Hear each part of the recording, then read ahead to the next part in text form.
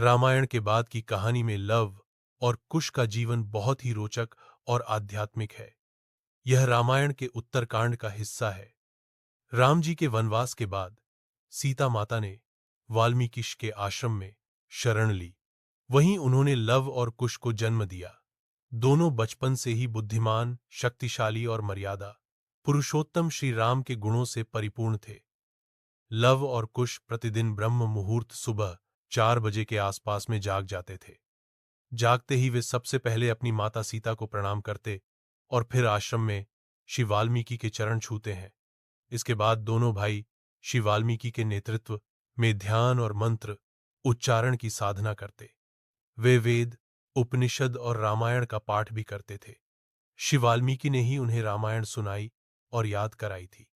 दिन के मध्य भाग में लव और कब उष धनुर्विद्या, घोर, सवारी, अखाड़ा और युद्ध कला की शिक्षा लेते थे। उनकी शक्ति और तीव्रता ऐसी थी कि वे राम के सैनिकों तक को हरा सकें, जैसे कि बाद में अश्वमेध यज्ञ के दौरान हुआ। दोपहर के बाद वे आश्रम के कार्यों में ऋषि और तपस्वियों की सेवा करते।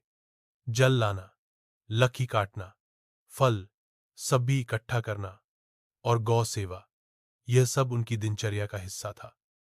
शाम के समय वे वीणा और मृदंग बजाकर वाल्मीकि ऋषि के लिखे रामायण का गायन करते। इनका सुर और भाव ऐसा था कि देवता भी सुनने आ जाते थे।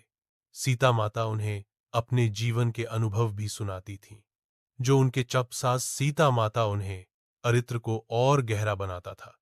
रात को वे प्रार्थना करते, माता सीता के चरणों में विश्राम लेते और फिर सुकून से सो जाते। उनका जीवन सदैव मर्यादा और समर्पण से भरा था। लव और कुश ने रामायण की कथा अयोध्या तक पहुंचाई।